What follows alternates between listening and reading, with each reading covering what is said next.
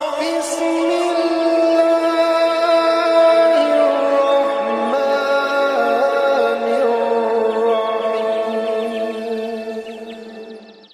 ایک دفعہ حضور کی زبان نور سے نکلا، ایک دفعہ صرف، کہ ایک اویسے کرنی ہے، یہ صحیح مسلم ہے، ایک دفعہ نکلا، ایک اویس کرنی ہے۔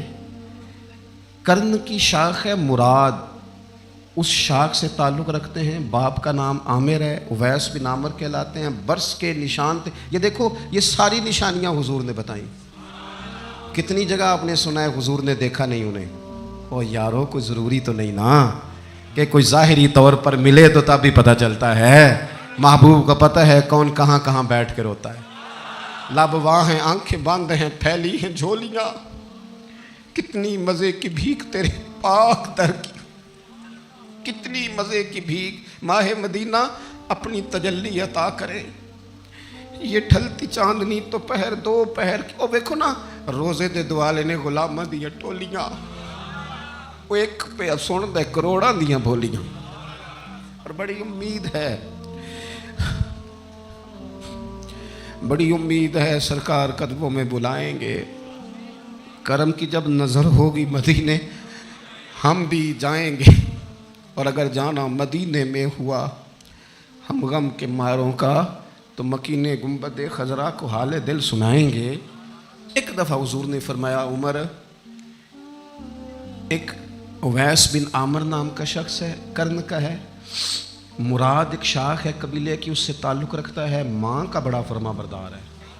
یہ دیکھیں حضور غلاموں کی نشانیاں بتا رہے ہیں، غلاموں کی، بے خبر ہو جو غلاموں سے وہ آقا کیا ہے، اور بندہ مٹ جائے نہ آقا پہ تو وہ بندہ کیا ہے۔ فرمایا برس کے نشان ہے چہرے پہ، برس ہوا تھا وہ ٹھیک ہو گیا، درہم کے مطابق نشان ہوگا، ماں کا فرما بردار ہے۔ اور حضور نے فرمایا، عمر، اس بندے کی شان اتنی ہے کہ وہ اگر اللہ کو کوئی قسم دے دے تو رب پوری کر دیتا ہے۔ فرمایا اگر عمر تیری ملاقات ہو گئی نا تو اس سے اپنے لیے دعا کرا لینا۔ بس طے کر لیا حضرت عمر نے، جو بندہ بھی یمن سے آئے، عمر پوچھیں اویس کو جانتے ہو، اویس کو جانتے ہو، جو بھی ملے نا حضرت عمر پوچھیں اویس کو جانتے ہو۔ ایک وقت وہ آ گیا کہ حضرت اویس خود ہی آ گئے، حضرت عمر کی ملاقات ہو گئی۔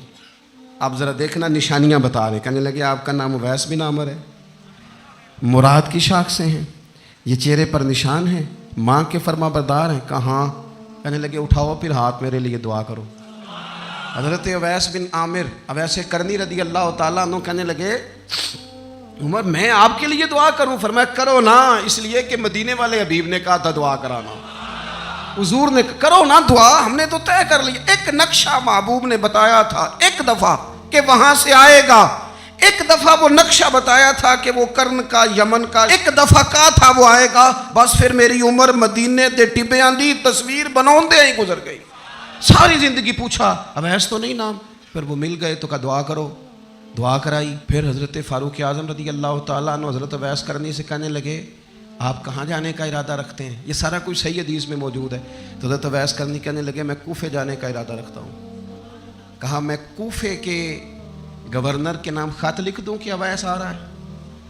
تو حضرت اویس کرنی کہنے لگے نا نا نا نا نا، ہمیں پروٹوکول نہیں چاہیے، میں نا سادہ رہنا پسند کرتا ہوں، اسی کسے دے کچھ نہیں جو لگ دے، نہ کوئی ساڈا دردی، بس کونے میں پیچھے، ہم کوئی سٹیج کے شوقین لوگ ہیں، ہم کوئی نعروں کے شوقین لوگ ہیں، ہم کوئی تصویروں کے شوقین، ہم تو پیچھے بیٹھنا، بس کسی کو نظر آئے نہ آئے۔ عمر نے تو خود بتا دیا نا کہ مدینے والے کی نظر میں ہیں آپ نظر میں ہیں۔ مختصر سی میری کہانی ہے، یہ جو بھی ہے ان کی مہربانی ہے، جب ان کی نظر میں ہیں تو پھر کیمرے کی نظر میں آئیں چاہے۔ حضرت اویس کہنے لگے ضرورت کوئی نہیں، میں پیچھے رہنا پسند کرتا ہوں۔ تو حضرت عمر نے کوفے بھیج دیا، ایک بڑا رئیس آیا حضرت عمر سے ملنے کوفے کا، تو جناب عمر فرمانے لگے اویس کرنی کو جانتے ہو؟